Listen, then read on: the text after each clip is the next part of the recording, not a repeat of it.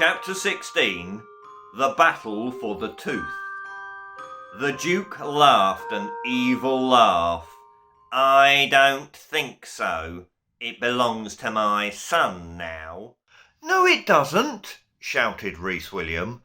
"Those two scoundrels," he pointed at Gap and Filling, "stole it, and I want it back." The Duke, Duchess, Baby Rottentot, Gap and Filling all laughed very loudly. "Seize them!" shouted the Duke. From all around the throne room appeared angry tooth-bats. All of them held sharp spears. The bats moved towards Reece William and Milktooth. "Now," said the Duke, "we shall take all of your teeth, and my baby boy will have the best teeth in the land." Baby Rottentot giggled. "And you," said the Duke, pointing at Milktooth, who had curled up in a little ball on the floor, "are going to do this for me, as you are the only one here with that special power." Milktooth sobbed. The bats got closer and closer. "Oh dear," thought Reece William, "we really are in trouble this time." The little pair were now surrounded by the evil, angry bats. They jabbed their spears at the two companions. Milktooth's sobs got louder. "Oh, stop that!" snapped Reece William. "That's really not helping, is it?" Milktooth went bright red and became very quiet.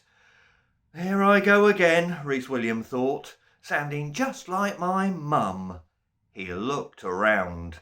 The toothbats were in a circle all about them. The Duke continued to laugh very loudly.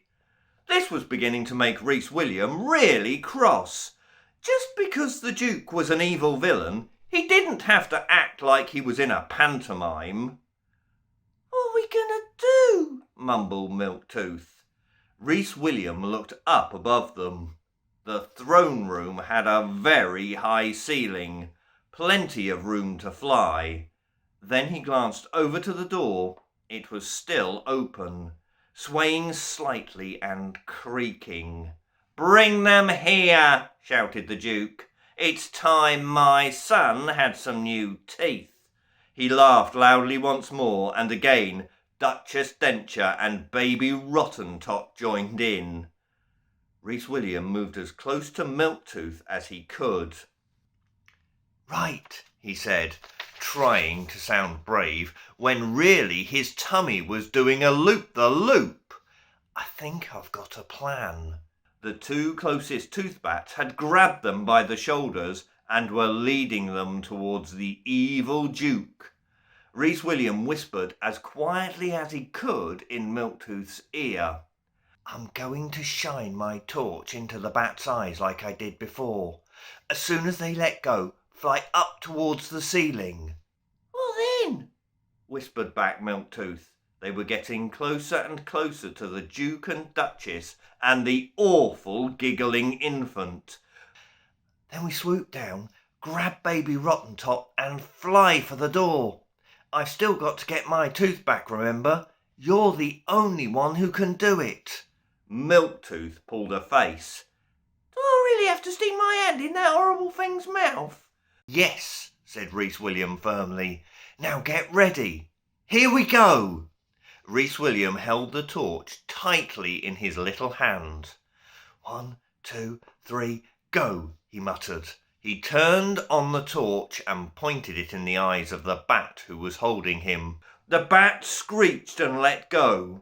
Reece William did the same to the bat who was holding Milktooth. The other bat also screeched and let Milktooth go. Flapping their wings as hard as they could, Reece William and Milktooth shot into the air. "What's going on?" yelled the Duke of Decay as the two bats stumbled into him. "There they are!" screamed Duchess Denture, pointing at the ceiling. "Get them, you idiots, get them!" the Duke shouted.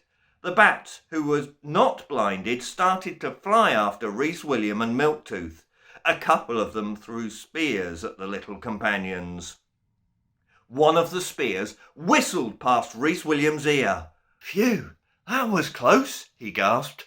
OK, ready. Let's get the baby.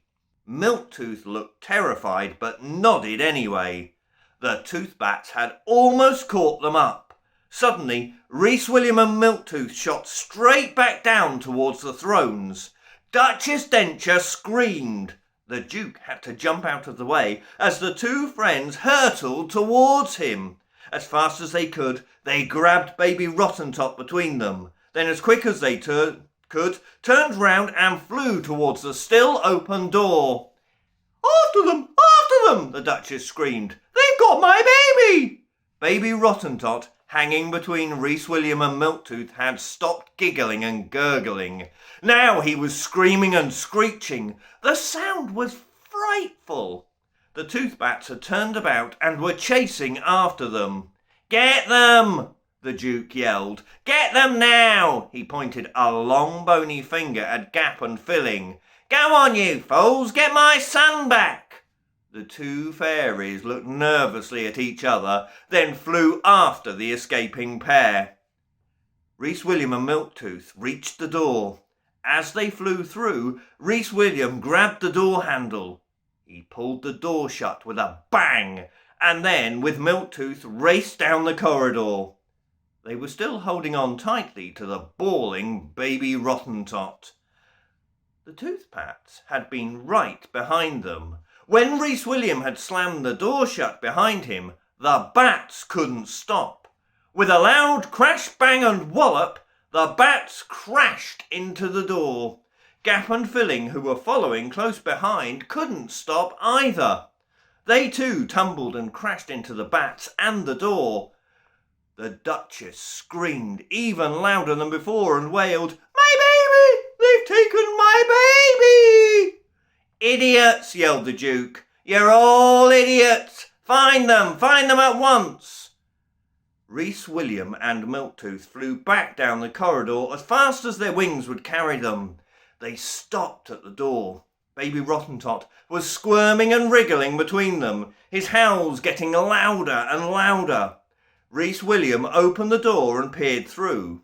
The toothbat they had left there was nowhere to be seen. They breathed a sigh of relief. "Come on," said Reece William. "We don't have much time." They carried baby Rottentot into the corridor and shut the door behind them. "Right," said Reece William firmly. "Let's get my tooth and get away." Milktooth looked at baby Rottentot with disgust. "Oh, all right," he sighed. The baby's mouth was wide open, howling and screaming. Milktooth held out his hand. It began to glow very brightly. He took hold of the stolen tooth. The light grew even brighter all around the tooth. Suddenly the tooth vanished. Reece William opened his mouth in surprise. Then his mouth started to glow. Reece William's eyes grew very wide indeed. As quick as it had started, the glowing suddenly stopped. Reece William put his hand to his mouth. There, just where it should be, was his missing tooth. Baby Rottentot continued to wail. Suddenly there was a loud noise in the next corridor. "Come on," said Reece William. "It's time to go. They're catching us up."